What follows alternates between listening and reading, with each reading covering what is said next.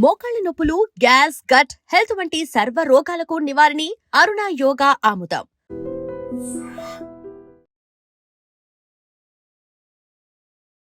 నమస్తే యోగమాత. నమస్తే అండి. మా ఇప్పుడు 40 years దాటిన తర్వాత కొన్ని విషయాల్లో ఫోకస్ చేయాలి. అంటే ఇదివరకు రోజుల్లో 40 అనగానే కాస్త పిల్లల్ని సెటిల్ చేసేసి వీళ్ళు ఇంకొంచెం రిలాక్సేషన్కి దగ్గరగా ఉండేవారు. నవేడేస్ అయితే అది కాదనుకోండి. బట్ అయినా కూడా ఆరోగ్యరీత్యా ముఖ్యంగా విమెన్లో చాలా మార్పులు చూస్తాం. 40 నుంచి ఆ మార్పు అనేది మొదలవుతుంది కదా. ఇలాంటప్పుడు ఆరోగ్యానికి సంబంధించి ఈ మార్పులు చేసుకోవాలి అని చెప్పే ఒక 5 పాయింట్లు ఏమన్నా ఉంటే చెప్తారమ్మా? 40 మీరు అన్నట్టుగా 40 వస్తే ఇంతకుముందు 50 తర్వాత 50+ అనేవాళ్ళు. ఇప్పుడు 40 వచ్చినాయి అంటేనే మనం ఖచ్చితంగా కేర్ తీసుకోవాలి. ముఖ్యంగా ఆడవాళ్ళు. ఎందుకంటే అప్పటి వరకు కెరీర్ ఇది ఉంటుంది, పిల్లలు ఫోకస్ చేస్తారు. ఆ సెటిల్ అయింది దాంతో మనం ఓన్ కేర్ అనేది మర్చిపోతాం. అసలు ముఖ్యంగా కేర్ తీసుకోవాల్సింది అంటే బాడీలో ఇన్ఫ్లమేషన్ స్టార్ట్ అయిపోతుంది. ఎస్, అది మనం ఏమనుకుంటాం, బాడీ వెయిట్ అని అనుకుంటాం. ఖచ్చితంగా మనము డైట్లోనే కేర్ఫుల్గా ఉండాలి. నేను ఏం చెప్తాను అని అంటే, మీరు డైట్ ఫస్ట్ పాయింట్ డైట్ కింద తీసుకోవాలి. Diet is very very important. అంటే డైట్ అంటే ఇక్కడ మేము అన్నీ బాగానే తింటామండి, సరిగ్గానే తింటాము అని అంటారు. అలా కాదు. అసలు మీకు ఏం కావాలి అనేది ఇప్పుడు మనం ఎక్కువ అంటే మనం సోషల్ మీడియా దాని మీద ఎక్కువ మనకు అవసరం లేని కూడా కొన్ని మనము ఇస్తున్నాం, బాడీ ఇచ్చేస్తున్నాం. అంత అవసరం లేదు, అంత మనకి అవసరమే లేదు. మనం south India that is the best మన ఆహారపు అలవాట్లు. ఎందుకంటే మనకి వేడి ఎక్కువ, సౌత్ అంటేనే మనకి వేడి ఎక్కువ. అలాగే మన బాడీ స్ట్రక్చర్ వేరేగా ఉంటుంది. అంటే ఫ్రేమ్ వేరు, మనకి సౌత్ ఇండియన్ ఫ్రేమ్ వేరు, నార్త్ ఇండియన్ ఫ్రేమ్ వేరు. మీరు నార్త్ ఇండియన్ లాగా ఉండాలనుకుంటే ఉండలేరు, వాళ్ళు వచ్చి సౌత్ ఇండియన్ లాగా ఉండాలంటే ఉండలేరు. ఎందుకంటే బాడీ ఫ్రేమ్స్ అలా ఉంటాయి, బాడీ స్ట్రక్చర్ అలా ఉంటుంది. మనం ఏదైనా సరే ఏదైనా ఒక పని చేసేటప్పుడు పెరిగిన వాతావరణం, మనం ఎక్కడ పుట్టాము అనేది ఆ వాతావరణం, అంటే ఆ నేల. తర్వాత మనకి ఇంపార్టెంట్ ఏంటి అని అంటే డైట్ కూడా ఇమ్మీడియట్లీగా మీరు మార్పులు చేసేయకూడదు. ఎక్కడో పండేది తీసుకొచ్చి ఇక్కడ తినడం. సపోజ్ కినోవా ఉంది, సో కినోవా వేరే దగ్గర పెరుగుతుంది, అది నీకు ఎంతవరకు పనిచేస్తుంది అనేది తెలియదు. ఏదైనా మన దగ్గర తగినట్టుగానే మనకు ఉండాలి. అసలు మనం ఇంత ఆలోచించాల్సిన అవసరం లేదు. ఎందుకంటే మన కల్చర్, మన సాంప్రదాయమే మనం ఎలా ఆరోగ్యంగా ఉండాలి అనేది మనకి ఎప్పుడో డిజైన్ చేసి పెట్టేశారు.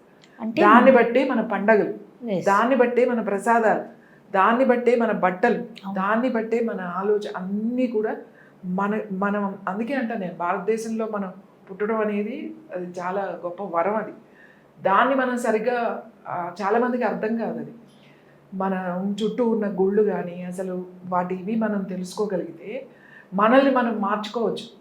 మనకెవరు ఒక కౌన్సిలర్స్ అక్కర్లేదు మనకి. ఎందుకంటే మనకు ఇంకా ఇప్పటికీ కూడా మనకి ఒక ఫ్యామిలీ రిలేషన్స్, ఆ నమ్మకాలు, అవన్నీ సంబంధాలు మనకి ఇంకా ఉన్నాయి. మరి పూర్తిగా మనమే వదిలేయలేదు. ఇప్పుడు మళ్ళీ వదిలేసిన వాళ్ళు కూడా వెనక్కి రూట్స్ వస్తున్నారు. ఇప్పుడున్న జనరేషన్ వాళ్ళు ఎక్కువ ఇవన్నీ చేయాలి అనేది కూడా చూస్తున్నారు. సో 40sలోకి రాగానే ఫస్ట్ చేయాల్సిన డైట్ కేర్ఫుల్గా ఉండాలి. మనం ఇష్టం వచ్చినట్టు తినేసి అయ్యో నేను పెరిగిపోయానని చెప్పేసి మళ్ళీ దానికోసం రకరకాల ప్రయత్నాలు చేయకుండా ఫస్ట్ నుంచి ఒక డైట్ మెయింటైన్ చేయాలి. ఖచ్చితంగా బాడీకి మూమెంట్ ఉండాలి.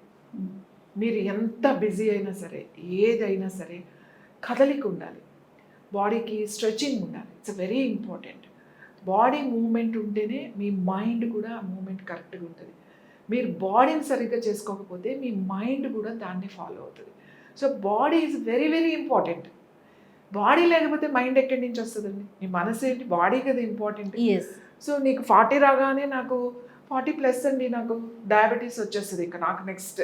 ఇంకా ఆడవాళ్ళు అయితే ఇప్పుడు నేను మెనోపాజ్ అండి నేను అంటారు. అసలు మెనోపాజ్ అనేది ఏమైనా రోగమా? రోగం ఏం కాదు అది. మనకి మెచ్యూర్ అయ్యే ముందు కూడా కొన్ని సిమ్టమ్స్ ఉంటాయి. అప్పుడు యంగ్గా ఉంటాం కాబట్టి అంత పెద్దగా నోటీస్ చేయం. సేమ్ అలాగే అప్పుడు ఎలా ఉందో ఆగిపోయేటప్పుడు కూడా కొన్ని సిమ్టమ్స్ ఉంటాయి.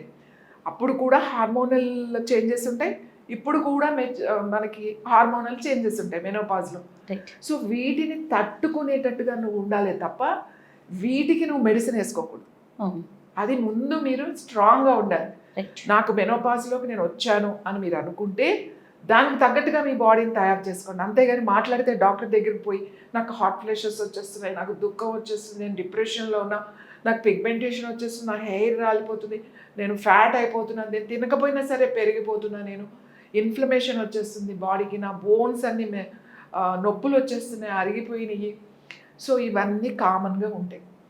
ఇది మీరు మెంటల్గా ప్రిపేర్ అవ్వండి. సో 40+ నుంచి ఈ విషయం మీద కూడా కాన్సన్ట్రేట్ చేసి ప్రిపేర్ అవ్వాలి. నువ్వు రైట్ ప్రిపేర్ అవ్వాలి. ఇప్పుడు మెచ్యూర్ అయినప్పుడు ఇంట్లో పెద్దవాళ్ళు ఉంటారు. ఇప్పుడు మెచ్యూర్ అయిన పిల్లలకి ఈ కొబ్బరి తినండి అమ్మా, కాస్త బెల్లం తినండి, కొంచెం నువ్వులు పెట్టండి, ఎట్లా మనల్ని బాడీని ఎలా ప్రిపేర్ చేస్తారో మెనోపాజ్ టైంలో కూడా ఇప్పుడు మనకు ఎవరు చెప్పే పెద్దవాళ్ళు లేరు. మెనోపాజ్ టైంలో కూడా మనం ప్రిపేర్ అవ్వాలి మన బాడీకి వాటన్నిటికీ తట్టుకునేటట్టుగా. మీరు 10 సార్లు మీరు డాక్టర్ దగ్గరికి వెళ్ళారనుకోండి, వాళ్ళు హార్మోన్స్ ఇస్తారు. వాళ్ళు ఏం చేయగలుగుతారు? మీరు చెప్పే ప్రాబ్లమ్స్ మీరు తగ్గించాలి. హార్మోన్స్ ఇవ్వడం వల్ల మనకి నెక్స్ట్ వచ్చేది ఏంటో తెలుసా అండి? క్యాన్సర్. అందుకని తట్టుకోలేని పరిస్థితుల్లో ఉండి ఇంకా తప్పనిసరి పరిస్థితుల్లో హార్మోన్ వాడాలి తప్ప మెనోపాజ్లో ఎటువంటి మెడిసిన్స్ వాడకుండా డైట్ హ్యాబిట్స్ మనం మార్చుకుని ఖచ్చితంగా యోగా చేయాలి. Yoga it's very very important. Yoga ఎప్పుడు కూడా గ్లాండ్స్ మీద మీకు ఉపయోగపడుతుంది. సో గ్లాండ్స్ని యాక్టివేట్ చేస్తుంది కాబట్టి యోగా చేసుకుంటే, యోగా అంటే అన్నీ అవే, ధ్యానం, ప్రాణాయామం, ముద్రలు అన్నీ కలిపితేనే యోగా. ఓకే. సో మీరు అది మంచిగా మీరు వెళ్ళి అది ఖచ్చితంగా చేసుకోవడం అనేది ఇంపార్టెంట్. ఆహారం, యోగా కంపల్సరీగా. అంటే మెనోపాజ్ని హ్యాపీగా మనం యాక్సెప్ట్ చేయగలగటం, యాక్సెప్ట్ చేసి రెడీ చేయి. నువ్వు బాడీని రెడీ చేయండి. ఆ టైం వచ్చేసరికి మనకి ఎండ్ అయిపోయేసరికి ఈ ప్రాబ్లమ్స్ రాకుండా ముందే మీ బాడీని ప్రిపేర్ చేసుకోండి. ప్రిపేర్ చేయడం అంటే పెద్దగా ఏమీ లేదు. నువ్వు కరెక్ట్ డైట్ తీసుకుని మంచి బాడీ యాక్టివ్గా పెట్టుకున్నామంటే సరిపోతుంది. తర్వాత ఇంకొకటి ఎక్కువ ఆలోచించడం. అంటే అనవసరంగా మనం ఆలోచించేస్తున్నాం. అనవసరంగా మనకు అవసరం లేకపోయినా కూడా దాని గురించి ఆలోచిస్తున్నాం. అసలు మనకు అవసరం లేదు, మనం చాలా హ్యాపీగా ఉన్నాం. ఏదైనా ఒక ఇష్యూలో ఇప్పుడు సపోజ్ మన ఇంట్లో ఒక టీవీ ఉందనుకోండి, ఒక 40 ఇంచెస్ 45 ఇంచెస్ టీవీ ఉంది చిన్నది, వేరే వాళ్ళ ఇంట్లో 70-75 ఇంచెస్ టీవీ ఉంది అంటే నేను ఫర్ ఎగ్జాంపుల్ చెప్తున్నాను. లేకపోతే శారీస్ తీసుకోండి, లేకపోతే గోల్డ్ తీసుకోండి, లేకపోతే ఇల్లు తీసుకోండి, ఏదైనా తీసుకోండి. సో అదంతా మనకి సోషల్ మీడియాలో అంటే మన కళ్ళ ముందు కనబడుతుంది కాబట్టి పదే కనబడుతుంది కాబట్టి మనకు రిపీట్ అయ్యో మనం ఎక్కడో వెనకబడి ఉన్నామేమో, మనం వాళ్ళంతా ముందుకు వెళ్ళిపోతున్నారు కాబట్టి మనం కూడా దాంట్లోకి వెళ్ళిపోవాలి అనే పద్ధతిలో దాంట్లోకి అనుకోకుండా మనం ప్లానింగ్స్ అనమాట ఇందులో ప్లాన్ చేసుకోవడము, ఇవన్నీ చేసుకునే దాంట్లో మీ ఏజ్ ఇవన్నీ వెళ్ళిపోతున్నాయి. మీరు ఒక 60 years 70 years వచ్చిన తర్వాత తీరా మనం ఏదో ఇది అనుభవిద్దాం అనుకునే టైంకి హెల్త్ ఉండట్లేదు. అప్పుడు వెళ్ళి మళ్ళీ ఎక్కడ తిరుగుతున్నాం? హాస్పిటల్ చుట్టూ తిరుగుతున్నాం. ఇక్కడేమో డబ్బు చుట్టూ తిరిగాము, అక్కడ మళ్ళీ డబ్బు చేతికి వచ్చిన తర్వాత హాస్పిటల్ చుట్టూకి వెళ్తున్నాం. సో పరిగెట్టకండి, ప్లాన్ చేసుకోండి, హ్యాపీగా ఉండండి. హ్యాపీనెస్ అనేది మన సహజ లక్షణం. మనకి భగవంతుడు ఇచ్చిన వరం అది మన బాడీకి. ప్రతి ఒక్కరికి హ్యాపీనెస్ ఉంటుంది. హ్యాపీనెస్ అనేది బయట నుంచి రాదు, ఇన్బిల్ట్ అది. ఆ హ్యాపీనెస్ మీ లోపల ఉంది. సో ఇన్సైడ్ వెళ్ళండి. ఆ తృప్తి వేరేగా ఉంటుంది. మనకు ఉన్న దాంట్లో మనకు ఉన్నది అలా అని చెప్పేసి ఏమీ లేకుండా అని అన్నట్లే, మనకి ఎంత కావాలో అంత తీసుకోవడం అన్నమాట. ఎప్పుడైతే మనకు అవసరం లేని దానికి తీసుకొచ్చి మనం కూడబెట్టి దాచిపెడతాం చూడండి, మన వాళ్ళకో రేపటికో ఎల్లుండకో, అంటే మన పిల్లలకి ఆడపిల్లలకి అని, అప్పటి నుంచే మీకు హెల్త్ ప్రాబ్లమ్స్ స్టార్ట్, రోగాలు మొదలవుతాయి సరిగ్గా చెప్పాలంటే. అంతే కదమ్మా? కాబట్టి మనకి ఎంత కావాలో మనం ఎంత చేయాలో అంత చేయండి. తృప్తిగా ఉండండి, సంతోషంగా ప్రతి ఒక్కళ్ళు ఉంటారు. ఆ సంతోషాన్ని మీ లోపలే ఉంటుంది, అది మీరు గమనించాలి. సో ఇంకొకటి మెడిసిన్స్, సప్లిమెంట్స్. చాలామంది విపరీతమైన సప్లిమెంట్స్ అవసరం లేకుండా కూడా వాడుతున్నారు. ఇంకా చాలామంది రకరకాల కషాయాలు తాగేస్తున్నారు. ఇంకా 40లోకి వచ్చేసాము, రోజు రావి కషాయం తాగండి, లేకపోతే ఏదో గానుగ కషాయం. సో చాలామంది ఎక్స్పర్ట్స్ చెప్తున్నారు, అవసరం లేకపోయినా తాగుతున్నారు. అలాంటివి ఏమీ మీరు అలాంటివి చేయకూడదు. ఎందుకంటే ఎవరైనా ఒక డైట్ చెప్పినప్పుడు మీకన్నా మీ బాడీకి గురించి మీకన్నా వేరే వాళ్ళకి తెలియదు. మీరు ఏదో రిపోర్ట్ చెప్తేనో మీరు చెప్తేనో నేను డిజైన్ చేసి ఇవ్వాలి. యూనివర్సల్ గా వచ్చిందని తీసుకోవద్దు. తీసుకోకూడదు. అంతే కదా, తీసుకోకూడదు. మీరు ఇంకొకటి మీకు ఏదైనా మనకి ఏదైనా టెస్ట్ కావాలంటే ఇంకో డాక్టర్ అండ్ తర్వాత టెస్ట్ చేయించుకోండి ప్రాపర్గా. ఆల్ విటమిన్, మనకి కాల్షియం ఈజ్ వెరీ ఇంపార్టెంట్, అలాగే vitamin D important, so B12 important పర్టికులర్గా విమెన్కి. సో వీటికి మంచి సప్లిమెంట్స్ ఉన్నాయి. ఒకవేళ డెఫిషియన్సీ ఉంటే వాడండి. రైట్. ఇంకొకటి అందరికీ చెప్తున్నా, పిల్లలు వేరే కంట్రీలో ఉండి అబ్రాడ్లో యుఎస్లో ఉండి అక్కడ బాగుంటాయని ఆ సప్లిమెంట్స్ తీసుకొచ్చేసి అవసరం లేకపోయినా A to Z లేకపోతే ఇంకా ఏవో సెంటర్, సో ఇలాంటి సప్లిమెంట్స్ వాడడం వల్ల వేరే అదర్ ప్రాబ్లమ్స్ వస్తాయి తప్ప మీకు ఉపయోగం లేదు. రైట్. సో నేనేమంటానంటే తక్కువ తినండి, తక్కువ ఆలోచించండి. అంటే మన ఆలోచన మనకి పనికొచ్చేది అయ్యేట్టు ఉండాలి. అనవసరమైన ఆలోచన మనకి మన ఎనర్జీ వేస్ట్ కదా. అవును. సో మనం ఎలా చేస్తున్నామంటే ఏది ప్రతిదాని కూడా తల ప్రాణం తోకకొచ్చేటట్టుగా చేస్తున్నాం. మనం అంటాం కదా, ఏదైనా చేస్తామో నా తల ప్రాణం తోకకొచ్చిందండి అని అంటాం. అంటే దీంట్లో అర్థం ఏంటంటే యోగాలో మన ప్రాణం ఎక్కడ ఉంటుంది, ఎక్కడ పుడుతుంది, మన లోపల పుడుతుంది. మెడుల్లా అబ్లాంగేట అక్కడ పుడుతుంది. అక్కడ హైపోథాలమస్లో మన ప్రాణం పుడుతుంది. ప్రాణం ఎక్కడుంది అంటే హైపోథాలమస్లో ఉంది అని చెప్తాం. సో ఆ ప్రాణం ఎప్పుడు ఇక్కడ ఉండాలి, దాన్ని కిందకి తీసుకురాకూడదు. కానీ మనం చేసే పనుల వల్ల, ఆలోచించే విధానం వల్ల పైన నిలబెట్టాల్సిన ప్రాణాన్ని కిందకి తీసుకొచ్చేస్తున్నాం. అందుకే యోగా చేయండి యోగా చేయండి అంటాం. యోగా ఏం చేస్తుంది, కింద నుంచి పైకి తీసుకెళ్ళి పైకి నిలబెడుతుంది. రైట్. సో నేను ఏమంటానంటే మీరు యోగా చేయండి, యోగా మిమ్మల్ని చూసుకుంటుంది. మీరు చేయాల్సింది యోగానే. మంచి డైట్, విపరీతమైన ఆలోచనలు, విపరీతమైన ఇప్పుడు ఇంకా చాలా మంది అన్ని ఎక్స్ట్రా అంటే విపరీతంగా చేస్తున్నారు. ఏది చేసినా ఎక్స్ట్రీమ్కి వెళ్ళిపోతున్నారు. ఇంకా ఎక్స్ట్రీమ్కి వెళ్ళిన తర్వాత మీకు అక్కడ ఏమి ఉండదు, నథింగ్. మళ్ళీ మీకు ఏంటి ఇంత చేసినా కూడా నాకు ఏంటి ఇంత బాధ ఉంది అని అనిపిస్తుంది. సో ఎక్స్ట్రీమ్కి వెళ్ళకండి. ఏదైనా ఒక లిమిట్ అనేది మెయింటైన్ చేయండి. అది హెల్త్ అవ్వచ్చు, వెల్త్ అవ్వచ్చు, ఏదైనా సరే ఆ లిమిటేషన్స్ అనేది ప్రతి మనిషికి ఉండాలి. మనం వేరే వాళ్ళ స్పేస్లోకి వెళ్ళకూడదు, వాళ్ళని మన స్పేస్లో వాళ్ళు రాకూడదు. సో ప్రతి ఒక్కరికి ఒక స్పేస్ ఉంటుంది. ఈ స్పేస్ని మనం మెయింటైన్ చేస్తే ప్రతి దాంట్లో కూడా హెల్తీగా ఉంటారు. మరి దీనికి సంబంధించి 40+ గురించి మనం మాట్లాడుకున్నాం కదా, ఇది చేయండి అంటే ఇలాంటి ముద్ర కానీ, ఎందుకంటే మీరు యోగా గురువు కాబట్టి ఈ యోగా కానీ ఇది ప్రాక్టీస్లో ఉంటే కనుక కాస్త ఈజీగా మనం ముందుకు వెళ్ళొచ్చు అని చెప్తానికి ఏదైనా మీరు చూపించగలుగుతారా మన ఆడియన్స్ కోసం? యోని ముద్ర. యోని ముద్ర చాలా చాలా శక్తివంతమైన ముద్ర. శక్తి ముద్రలనే ఉంటాయి మన ముద్రల్లో. శక్తి ముద్రల్లో శక్తివంతమైన ముద్ర యోని ముద్ర. అంటే it's a very deep subject ముద్రాస్లో. ముద్రని మీరు ఎలా ఉపయోగించుకుంటారు అనేది మీ ఆలోచన బట్టి ఉంటుంది అనమాట. అంటే ఎందుకు చెప్తున్నానంటే ఇదే ముద్ర వేరే వాటికి కూడా ఉపయోగిస్తారు. అమ్మో మీరు ఏంటంటే ఈ ముద్ర చెప్పారు అన్నాను. నేను ఇక్కడ 40 తర్వాత 40+లో మీరు రెగ్యులర్గా మీరు హ్యాపీగా ఉండడానికి, సంతోషంగా ఉండడానికి, ఆరోగ్యంగా ఉండడానికి నేను ఈ ముద్ర చెప్తాను. మీ ప్రాక్టీస్లో ఉన్నవి సింపుల్ ముద్ర యోని ముద్ర. యోని ముద్ర మీరు కింద కూర్చోగలిగితే కింద కూర్చోండి. కింద కూర్చోలేము అని అనుకుంటే అట్లీస్ట్ పైన మీ బెడ్ మీద అయినా పర్వాలేదు, మీకు కంఫర్టబుల్గా కూర్చోగలుగుతాము అంటే, లేదా ఏదైనా పిల్లోస్ లాంటి ఇట్లా పెట్టుకున్నా కూర్చోవచ్చు, అదే చైర్లో అన్నా కూర్చోవచ్చు. చైర్లో కూర్చునేటప్పుడు మీ పాదాల కింద డైరెక్ట్గా ఫ్లోర్ ఉండేటట్టుగా చూసుకోకండి. ఏదైనా ఒక మ్యాట్, బట్టతో చేసింది కానీ ఏదైనా ఒక మ్యాట్ లాంటిది కింద ఒకటి, ఏదైనా బెడ్షీట్ లాంటిది పెట్టిందిగా మన పాదాల కింద ఉండాలి చైర్లో కూర్చున్నా కూడా. ఎందుకంటే కింద డైరెక్ట్గా కూర్చోము, ఎందుకంటే ఇట్స్ మ్యాగ్నెట్ కదా. సో ఏదైనా వేసుకొని కూర్చోండి కంఫర్టబుల్గా చైర్లో లేకపోతే కింద.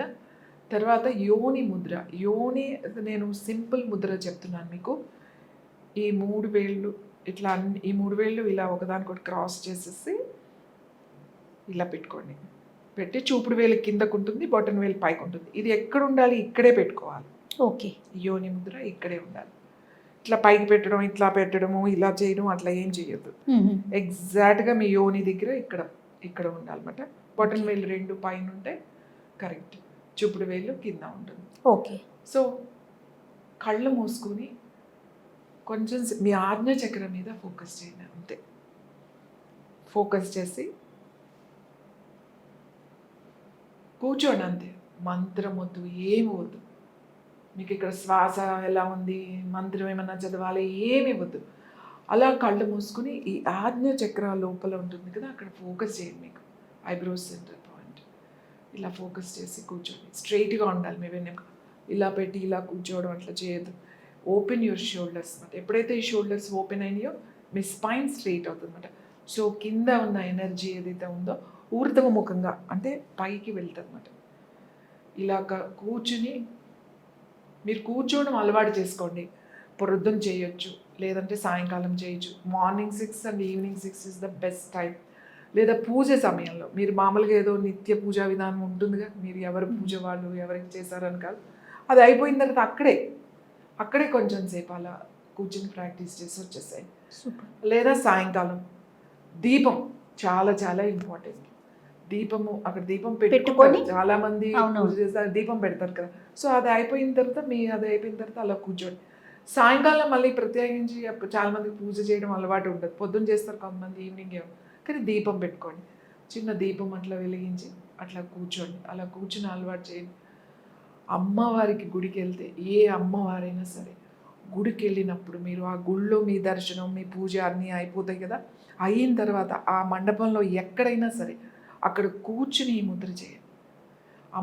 ఏ అమ్మవారి గుడికి వెళ్ళినా కూడా ప్రశాంతంగా అలా కొంచెం సేపు కూర్చోండి.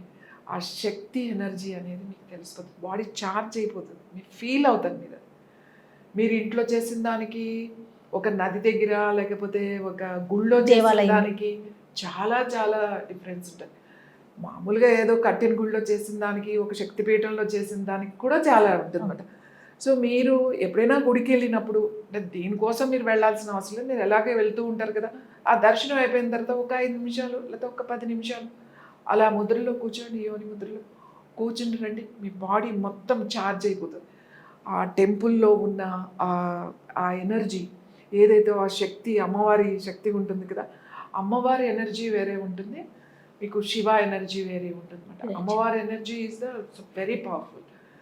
మనకి అయ్యో నాకు శక్తి లేదే, నాకు అవ్వట్లేదే, ఏది ఇంకా అది ఇది అని ఉండదు అనమాట. మీరు వెళ్ళి అక్కడ ఏమో అడగాల్సిన అవసరం కూడా లేదు. Just you set. మీరు ఏ అమ్మవారి అయితే దర్శనం చేసుకోవాలనుకున్నారో మీరు గుళ్ళో కూర్చుంటే ఆ అమ్మవారే మీకు దర్శనం అయిపోతుంది. చాలా సంతోషం. ఇది ఎవ్రీడే మనం ప్రాక్టీస్ చేయమంటారు? ఎవ్రీడే చేయొచ్చండి. ఎంతసేపు కూర్చోమంటారు?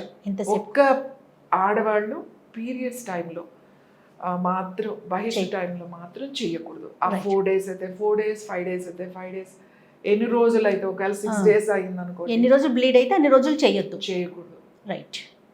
అదర్వైజ్ ఎంతసేపు కూర్చోమంటారు ఈ ముద్రలో? అది మన కెపాసిటీ. ఎందుకంటే కొంతమంది కూర్చోవాలన్నా ఫస్ట్ ట్రై చేయండి, ఒక 3 నిమిషాలే ట్రై చేయండి, ఎక్కువ ట్రై చేయకండి.